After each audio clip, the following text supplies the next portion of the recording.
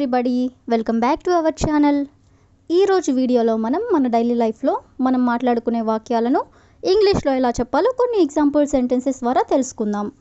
మీరైతే ముందుగా వీడియోని స్కిప్ చేయకుండా ఎండ్ వరకు చూడడానికి ప్రయత్నించండి. నా వీడియో కనుక మీకు నచ్చినట్లయితే లైక్ చేయండి, షేర్ చేయండి, అలాగే సబ్స్క్రైబ్ చేయడం మాత్రం మర్చిపోవద్దు. Okay, let's go to the topic. First word ఒకసారి చూడండి. మీకు అభ్యంతరం లేకపోతే అనేదాన్ని ఇఫ్ యూ డోంట్ మైండ్. ఇలా మనం చాలా సందర్భంలో అడుగుతూ ఉంటాం కదా. అంటే ఫర్ ఎగ్జాంపుల్, మీకు అభ్యంతరం లేకపోతే నేను మీ పెన్ తీసుకోవచ్చా? అదేవిధంగా మీకు అభ్యంతరం లేకపోతే నేను మీతో పాటు రావచ్చా? ఈ విధంగా అనమాట. సో ఈ వర్డ్కి సంబంధించిన కొన్ని ఎగ్జాంపుల్ సెంటెన్సెస్ అనేవి చూద్దాం. సో ఫస్ట్ సెంటెన్స్, మీకు అభ్యంతరం లేకపోతే నేను ఏర్పాట్లు చేసుకుంటాను అనేదాన్ని ఇంగ్లీష్లో if you don't mind I will take care of the arrangements. If you don't mind అంటే మీకు అభ్యంతరం లేకపోతే I will take care of the arrangements అంటే నేను అరేంజ్మెంట్స్ చేసుకుంటాను, అంటే ఏర్పాట్లు చేసుకుంటాను అని. అదేవిధంగా నెక్స్ట్ వన్, మీకు అభ్యంతరం లేకపోతే నేను మీకు తర్వాత కాల్ చేయొచ్చా? ఇలా మనం జనరల్గా అడుగుతూ ఉంటాం కదా. సో దీని ఇంగ్లీష్లో if you don't mind may I call you later. If you don't mind అంటే మీకు అభ్యంతరం లేకపోతే may I call you later అంటే నేను నీకు తర్వాత కాల్ చేయొచ్చా అని. అదేవిధంగా నెక్స్ట్ వన్, మీకు అభ్యంతరం లేకపోతే మనం ఈ విషయం తర్వాత చర్చించుకోవచ్చా? అంటే ఈ విషయం గురించి తర్వాత మాట్లాడుకోవచ్చా అని అడగాలనుకున్నప్పుడు if you don't mind could we discuss this matter later. If you don't mind అంటే మీకు అభ్యంతరం లేకపోతే కుడ్ వి డిస్కస్ అంటే మనం డిస్కస్ చేసుకోవచ్చా? దిస్ మ్యాటర్ లేటర్ అంటే ఈ విషయాన్ని తర్వాత, అంటే ఈ విషయం గురించి తర్వాత డిస్కస్ చేసుకోవచ్చా అని. అదేవిధంగా నెక్స్ట్ వన్, మీకు అభ్యంతరం లేకపోతే నేను రేపు సెలవు తీసుకుంటాను అంటే మీకు ఎలాంటి అభ్యంతరం లేకపోతే నేను రేపు లీవ్ తీసుకుంటాను అని అడగాలనుకున్నప్పుడు if you don't mind I would like to take the day off tomorrow.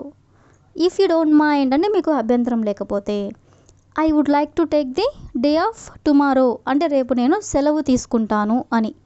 అదేవిధంగా నెక్స్ట్ వన్, మీకు అభ్యంతరం లేకపోతే దయచేసి నాకు నివేదిక పంపగలరా.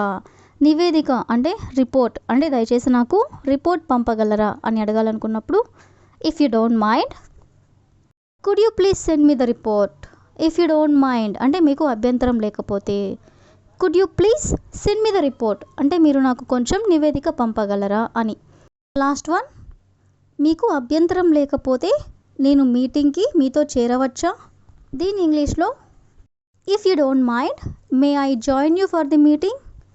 ఇఫ్ యూ డోంట్ మైండ్ అంటే మీకు అభ్యంతరం లేకపోతే may I join you for the meeting అంటే నేను మీటింగ్కి మీతో జాయిన్ అవ్వచ్చా అని. సో ఈ విధంగా మనం మీకు అభ్యంతరం లేకపోతే అనే వర్డ్ని తీసుకొని దానికి సంబంధించిన కొన్ని ఎగ్జాంపుల్ సెంటెన్సెస్ అనేవి చూసాం కదా.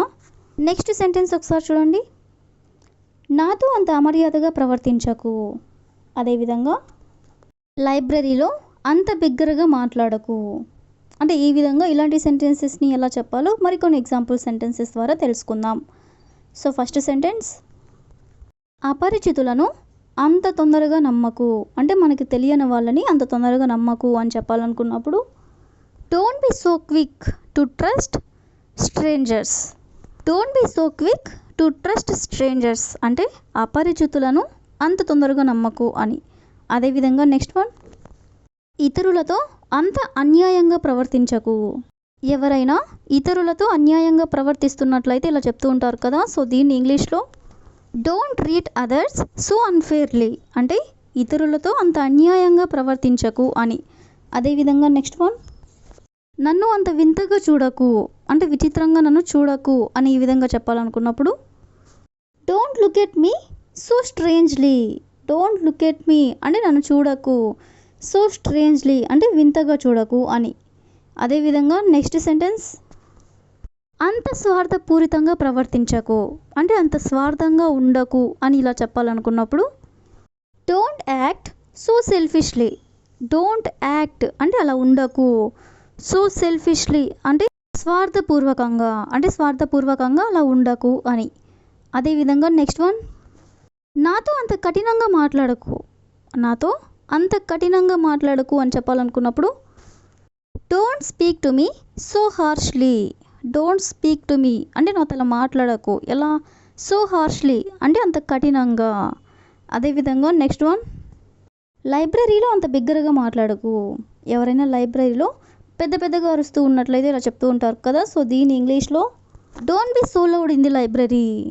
Don't be so loud in the library అంటే లైబ్రరీలో అంత బిగ్గరగా మాట్లాడకు అని. అదేవిధంగా నెక్స్ట్ వన్, నాతో అంత అమర్యాదగా ప్రవర్తించకు. దీని ఇంగ్లీష్లో don't be so rude to me. Don't be so rude to me అంటే నాతో అంత అమర్యాదగా ప్రవర్తించకు అని. సో ఈ విధంగా మనం కొన్ని ఎగ్జాంపుల్స్ అనేవి చూసాం కదా. నెక్స్ట్ సెంటెన్స్ ఒకసారి చూడండి. ఆమె విదేశాలకు వెళ్ళాలని పట్టుపట్టింది. అదేవిధంగా వాళ్ళు మమ్మల్ని వెళ్ళమని పట్టుపట్టారు. అంటే ఈ 2 సెంటెన్సెస్లో కూడా మనం పట్టు పట్టడం అనే వర్డ్ని అయితే తీసుకున్నాం కదా. సో ఈ వర్డ్కి సంబంధించిన మరికొన్ని ఎగ్జాంపుల్ సెంటెన్సెస్ అనేవి చూద్దాం. సో ఫస్ట్ సెంటెన్స్, నా ఫ్రెండ్ నా ప్రాజెక్ట్లో హెల్ప్ చేస్తానని పట్టుపట్టాడు. దీని ఇంగ్లీష్లో my friend insisted on helping me with my project. My friend insisted on helping me అంటే నాకు హెల్ప్ చేస్తానని పట్టుపట్టాడు. విత్ మై ప్రాజెక్ట్ అంటే నా ప్రాజెక్ట్లో. అదేవిధంగా నెక్స్ట్ వన్, వాళ్ళు ఎయిర్పోర్ట్కి త్వరగా బయలుదేరాలని పట్టుపట్టారు. దీని ఇంగ్లీష్లో they insisted on leaving early for the airport. They insisted on leaving early for the airport అంటే ఎయిర్పోర్ట్కి త్వరగా వెళ్ళాలని పట్టుపెట్టారు అని.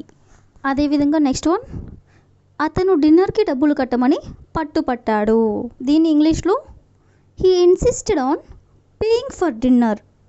He insisted on paying for dinner అంటే డిన్నర్కి డబ్బులు కట్టమని పట్టుపట్టాడు అని. అదేవిధంగా నెక్స్ట్ వన్, ఆమె పార్ట్ టైం జాబ్కి అప్లై చేయమని పట్టుపట్టింది అని చెప్పాలనుకున్నప్పుడు she insisted on applying for the part time job. She insisted on applying for the part time job అంటే పార్ట్ టైం జాబ్కి అప్లై చేసుకోమని ఆమె పట్టుపట్టింది అని. సో లాస్ట్ వన్, అతను విదేశాలకు వెళ్ళాలని పట్టుపట్టాడు.